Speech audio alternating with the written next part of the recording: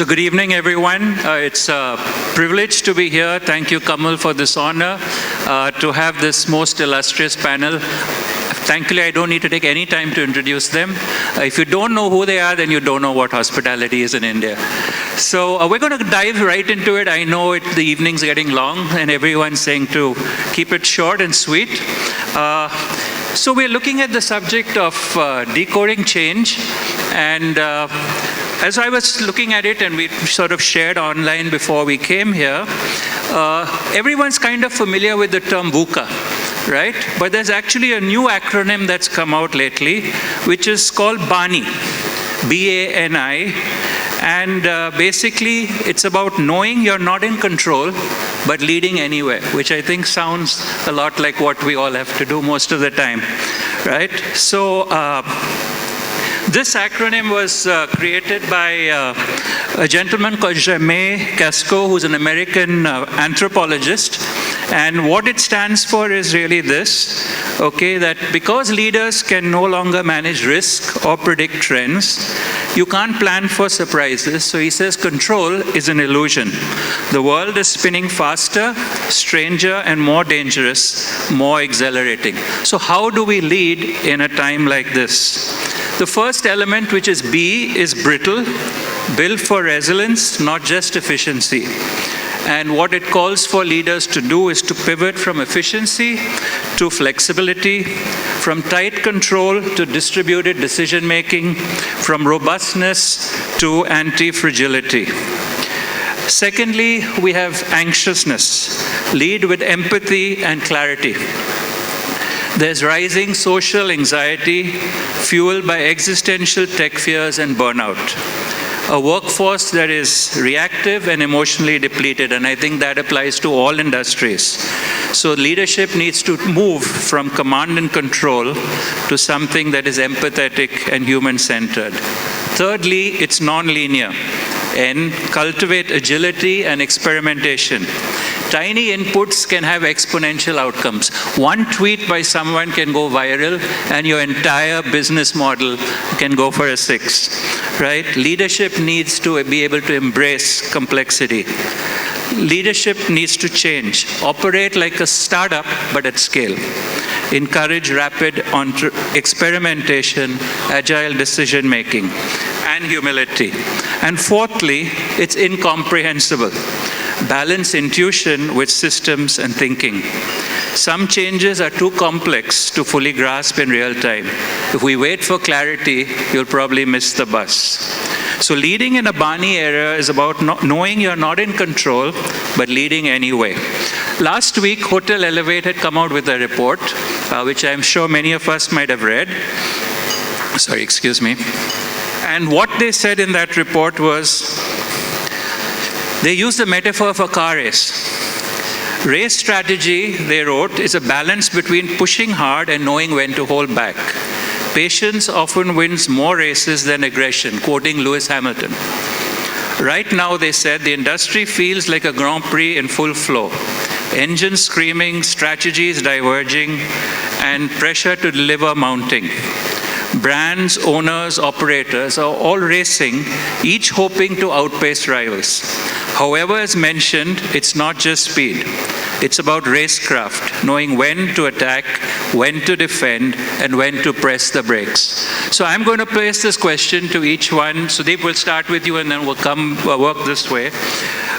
Each of you are leaders of leading hospitality companies, and your businesses are primarily valued on a development scale, right? So how do you manage the accelerator and the brake? Is there even a brake at all? So, in my mind, they're both related, and I think that's the thought process which I think IIG had the foresight to look at maybe about 4 or 5 years ago, at least in India, and now they're replicating in other geographies because now they've integrated the leadership in most of these geographies to someone leading operations and development together. So, what I understand, Nathan, is when you say accelerator is the growth engine, when you're saying the brake, it is probably the opposite and how to react to the world. To me, I I think you cannot accelerate if you don't, so you can't develop hotels unless you deliver on the upside. At the end of the world, or at the end of the day, in the world, and much more so in India going forward, owners are looking at returns. That is one of the primary motivating factors for them to build hotels. I'm not saying it's the only one. There are other things on their mind also, maybe the value of their real estate, maybe what we always call return on ego, this, that, and the other. It's about family wealth preservation. It's about transferring to the next generation. But at the end of the day, it still comes down to returns. And I think so, unless you deliver those returns, it is tough to do development. Why would people sign up with you over all the other choices they have? So to me, they are linked. Yes, there are moments, and it's somewhat related to the cycle in the industry, that the tolerance level may differ. If the industry is buoyant, people say, no, I want to build a hotel in any case because I don't want to miss out. There's a fear of FOMO. On the same token, when the industry is on the down cycle, and we all know this industry is cyclical, then at that time they are a lot more cautious, and their sort of hurdle rates go up. So from my standpoint, I think it is almost impossible in today's world to separate the two. Right, it is it is your engine. When you're a brand, you're really providing an engine, and sort of that accelerating that engine is as critical as knowing when to kind of put on the brakes, which to me means, hey, listen, we're never going to pass an opportunity. Let's be realistic. That's not the hospitality industry. In any other industry, if it's an opportunity, you're not going to pass it. That's kind of partly what you mentioned. The valuation which we get is based on future cash flows or fees. However, you have to make the judicious decision so that you don't press the accelerator so hard, right, that at the end of the day that your engine's going to blow out, right? Because that's so the value of consistency, the value of guest experience, the value of colleagues' heartbeat, the value of, which are all in my mind pistons in the engine, right? It's important to take care of each one of them. If you do not balance that, your engine is going to go bust. Sunjae.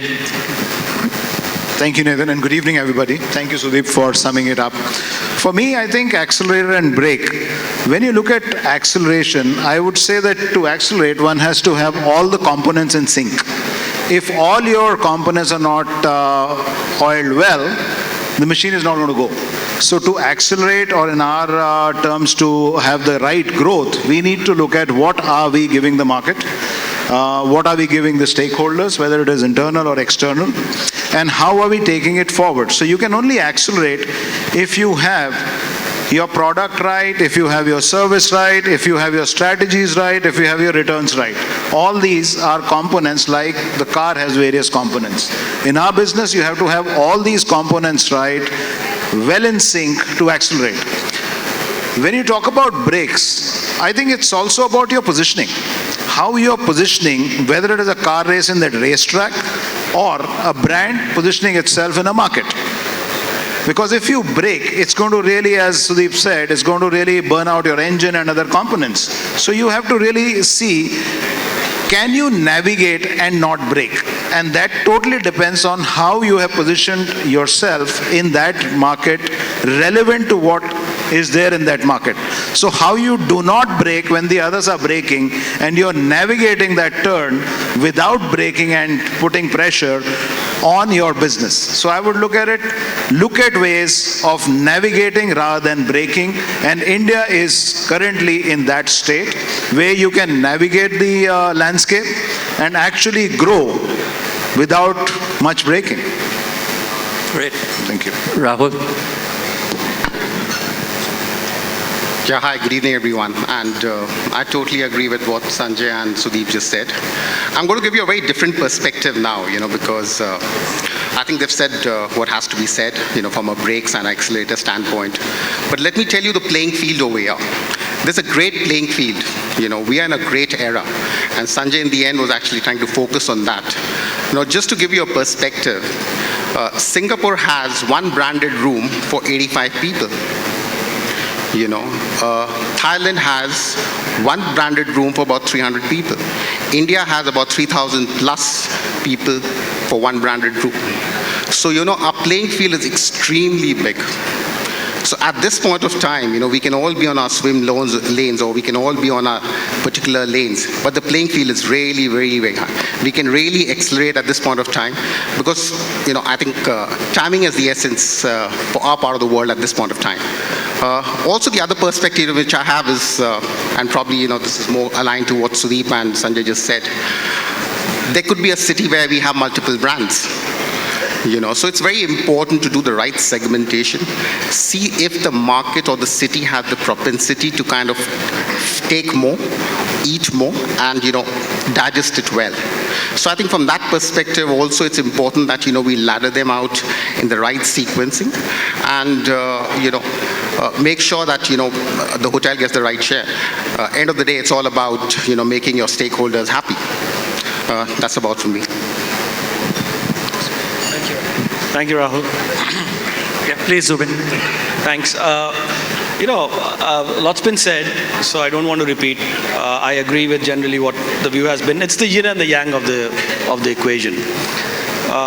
So you would accelerate, and then at some point you would consolidate. I wouldn't call it breaking. As far as the Hilton ecosystem is concerned, we are in the acceleration mode, have been now for the last 2 years. We've announced plans for nearly 250 hotels. All will be top-notch, high quality, mostly new build developments, doubling portfolio in the next 2 years, So for us, it is acceleration. But how are we looking in a Bani world, right? At the situation now. So as these hotels are going to come up, right, as they open for us, we are already now looking at 3 to 5 years ahead in time, which in this parlance is the breaking or the consolidation or the pause, right? So we're already envisioning all the luxury hotels that are opening for us now in the next 3 to 5 years. We'll have at least a dozen luxury hotels opening by 2030, right? A lot of big box full service convention center hotels coming up for us. So from our perspective, acceleration was the first bit to it. Now we are naturally gravitating towards look at the consolidation operating strategy would be, right, and taking a pause. And once we have articulated that position of, which will lead us up to the openings of those hotels, we will be in acceleration mode again. So I think it is a cycle, and will happen. And to Sanjay's point, you have to learn to navigate through these cycles and neither ever over accelerate or stop completely. Yeah, thanks for that. In fact, as Sunjae was sharing about navigation, and as Zubin also mentioned, it brought back a memory of many years back. I was visiting a friend in the US. Now in India, when we learn driving, they just put you there, right? Steer and get away and you get your license. But the US is much more structured. And I was driving with him once and he said that, look, when you're taking a curve, look at the lane line, accelerate into the curve, you have better control than if you were to brake, which is your kind of default mechanism. It's counterintuitive. And that's really what, as you were talking about navigation, we're in that curve, I think each one of us, and we can actually step on the gas, but controlled and planned so that we manage that. I'm going to continue with the analogy of the racing for the next question, which is, could you all share one lesson?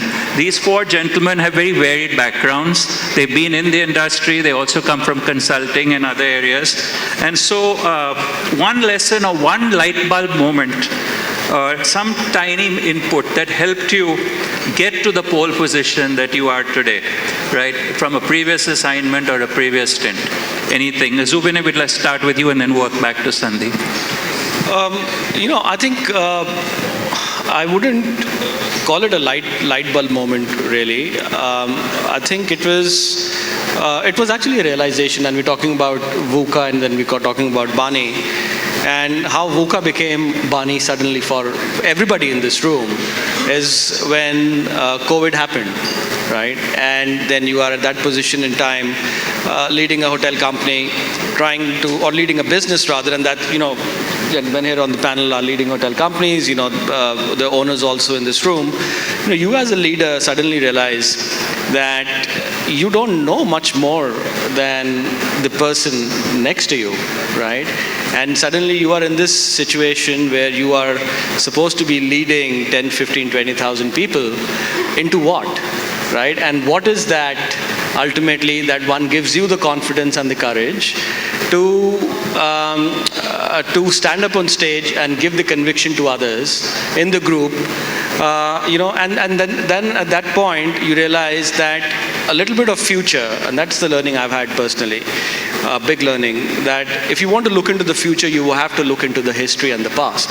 And I can tell you from my own personal experience, when COVID-19 was happening, at that point in time, we all saw occupancies dissolve overnight, evaporate to near 0%, and then, we never knew when this is going to turn.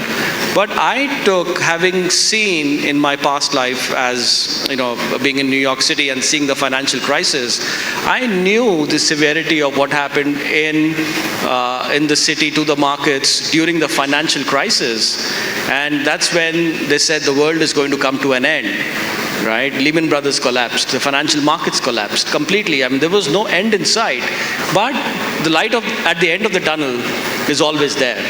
So, that's been my light bulb moment. That's been my learning. I mean, and for me, out of that always comes the starting position and the ending position also of seeing the glass always half full. Because I remember one of my first comments, and Kamal and I used to talk a lot during the COVID days, right? We used to have a lot of long conversations around many things, around how the situation will move and when things will come back. And my words to her always in our conversation was, "This too shall pass." That was perhaps one of the first COVID reactions I had. Again, so my light bulb moment, my learning is, look at the history to see the future. There's always merit in it.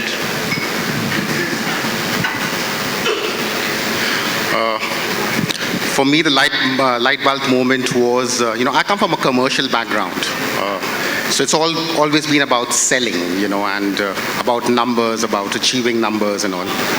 But I remember a long time back, about 20 plus years back, I was given an assignment. I was based in Mumbai, and I was selling the Salty Crown Plaza, being based in Mumbai. At that point of time, we only had 2 flights, Tuesdays and Thursdays, from Mumbai to Nepal. Nepal was again, was under crisis, big crisis. It was going through the Moise issue at that point of time. And, I was really lucky to kind of get one business, a retail business. I was sending some dealers, and that was a very big number. So that business went for almost a week. People traveled from all over India to that place. The biggest learning was that, because of that, the business which I gave the hotel, one, the hotel was able to pay the salaries. There were a lot of people who were worthy of enough to get increments and, some kind of promotion. So they got that because of that business. But more than that, it was extremely humbling for me. And what it induced a chain reaction in the organization. Everybody felt the purpose of being there and doing something more. So that has never left me, and that is one of the strong beliefs, which reinforced my belief that I should be in this industry. So that's one moment that I can never forget, and that's been more than any award or any promotion, designation, anything. Thanks. Sunjae. So I think mine was when I became a GM first time, and it was about leadership and decision making. Now there's everybody who says, okay, I work for Hyatt, and there are owners, there is the brand, and the expectations may be different, may be common, right? Owner has, different stakeholders have different expectations. My moment was that, okay, there is the brand, and there is the owners and the other stakeholders. How do I manage both? My answer to that was that I would work for the alphabet A, which is the asset. So I would look at the asset. My decisions would be based on where is the asset benefiting. Because if I can do justice by my decisions and leadership to benefit the asset and make the asset work, the brand and the owner both are satisfied. And since then, I work for alphabet A. Perfect. Thanks. So I think one of the aha moments I had was probably about maybe 20 years ago, where and the moment was, the value of simplicity and to listen, right? And I'll give you the example, to listen to the team, because sometimes the most brilliant ideas come from team members who may not be the most vocal in the meeting or so on. And I'll give you the example. I don't know how many people know San Francisco Airport and so on. So I used to work at Starwood Hotels at that time. We used to own 45 hotels. One of the assets we used to own was a Clarion Hotel close to San Francisco Airport. It was a Clarion San Francisco Airport. That hotel, if people know the airport, and I'll try and shorten the story, San Francisco Airport is about an hour away from San Francisco, right? And the West Coast, pretty much everyone drives. Taking a cab is not the most. And so most people driving, they park their car, and then they take the shuttle from the parking lot to the terminal, whichever there, and the airport has its terminals. Now, this Clarion Hotel was in my mind, the right side of the street. So it was the closest on the side when, if you were coming out of San Francisco, going to the airport, so it was the last hotel close to the airport. And when you were arriving, unfortunately, you had to come out, take a U-turn, get into the car, take another U-turn, and go home, right? So it was a long, arduous process. And there were lots of these parking lots on the right-hand side. Now, my then asset management team or my CEO was very reluctant to sell assets because he felt the value was there.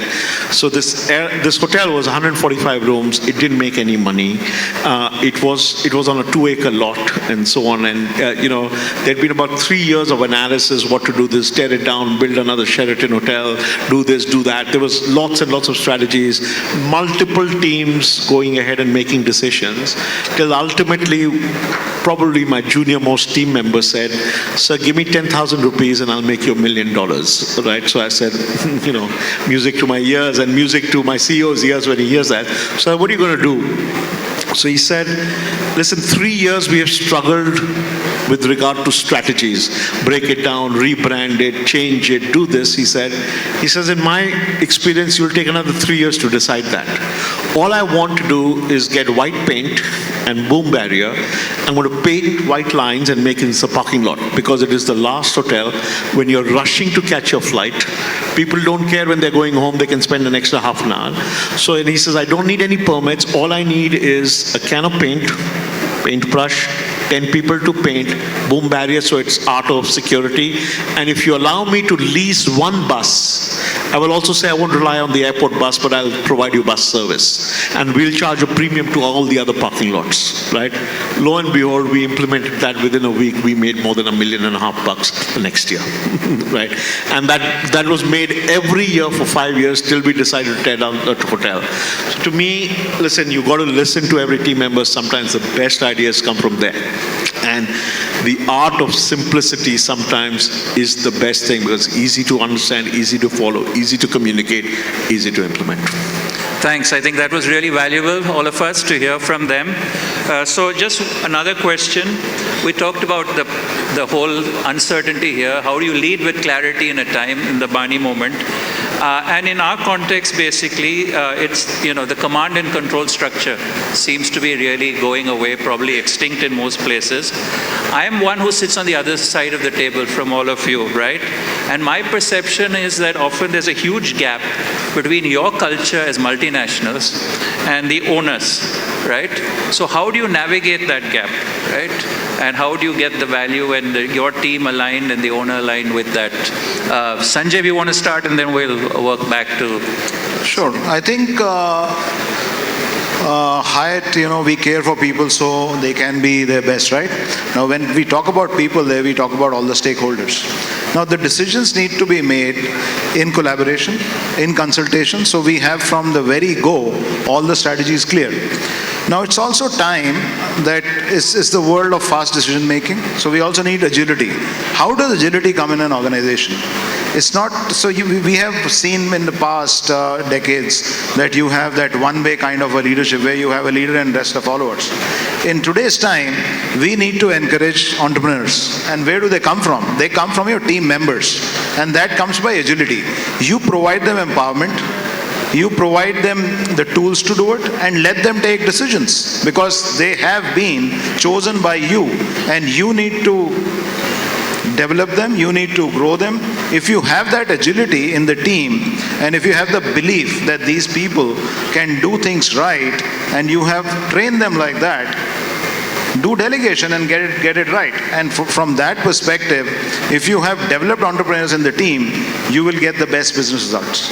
And that's what we are looking for. Right. Rahool, you want to go next? I want to start by saying that there is a reason that, we have reached where we have reached in a very short span of time. So we're going to touch 100 hotels, in the sub 8.5 years. So probably we have, done a lot of things right. And, when we look back and see what we actually did well was that we understood the owners very well. We understood the market dynamics very well. Being a franchise company, something which was very important to kind of plug and play in this part of the world was that realizing that 80-85% of your business is domestic. So, we actually made a table stake for them in terms of giving them a national sales support.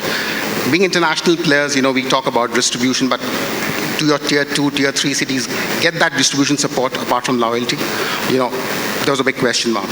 So I think we kind of educated them. We were extremely transparent, and we built that foundation from the very beginning. I think the biggest gap is between the brand and the owners is that the owner wants the ROI extremely fast. It's a plug and play for him. And where the disconnect with the brand happens is that brand wants brand equity and a long-term gain. Once these two merge, once they are in the same swim lane, from a long-term perspective, the owner realizes that this is making sense, and he sits with you then. So then the journey becomes easy and your growth becomes faster. Nathan, I think it's a matter of which side of the coin you are on, right? I mean, from your perspective as the owner, you live in a VUCA world. That's not our position clearly, but somebody else on the other side of the fence can be living in you live in a Bani world, the other guy lives in a VUCA world, right? Meaning somebody who wants to see the practicality of the situation, and VUCA meaning saying, I have a structure here, I follow the structure, and this is what it is, and this is my way, and this. I think the only bridge between your position as an owner and our position as a brand is to put ourselves in your shoes and have that intelligence quotient, that emotional quotient, and just start thinking and behaving like an owner ourselves. I think the situation changes. That's clearly how we look at things. And over the years, I don't see any other way to do. Forget the owner versus operator equation that's very specific to this particular conversation. I think even in life, you have to be able to step into the other person's shoes to be able to understand where they're coming from, right? So that's the way we see it. I think humility is a great attribute. Humility is one of the most powerful qualities anybody can have to achieve success in business. And you just have to be humble and understanding about what is your business partner's situation. So that would be my response to that. Thanks. Before Sudeep answers, I just want to say all these 4 people on this panel live what they're saying, right? I worked with them across the table for many years, and they live what they say. It's not just the talk for today. Sudeep, over to you. So I think it's been said, but it is, to me, it's candid alignment, and I don't know whether that's the right words, but it's alignment. Listen, the owner and the operator, they'll be probably 70% of the things where they're completely aligned in their objectives, right, which is money, right? One of my former bosses early on in my hotel career told me the profits are the owner's best friend, which is so true. You'll never hear from an owner when you're making him money, right? Usually never, right? And rightfully so. I think as long as you have that major objective where the 70% is all common, it's the remaining 30% where there may be slightly varied degrees of alignment. Owner may want to maximize profits, brands may want to maximize experience and guest satisfaction, etc., etc. So now they're also not dramatically divergent, right? As long as the owners and the operators can have that candid conversation which says, this is all what is important to both of us, this is more important to me than to you, you. This is more important to you than me. Listen, the 70% we are all on the same page here. I'll give some, you give some, we are all good. And as long as you have set those right expectations and have had that candid discussions, there is never a problem, right? It is when those are not set and not aligned is when you will have a problem, right? So to me, it is just sitting in a room, good old, another one of my previous bosses used to, when I used to go complain that that team member is not doing this, that he would only say one word to me, coffee. And, first time I asked him, what do you mean? He says, go have a coffee with him, right? 90% of your problems will be solved. I think this is what it is. Great. Thanks so much. Thank you for this panel. Thank you for your insights. I hope there's something that you took away. Let's give them a great round of applause. Thank you.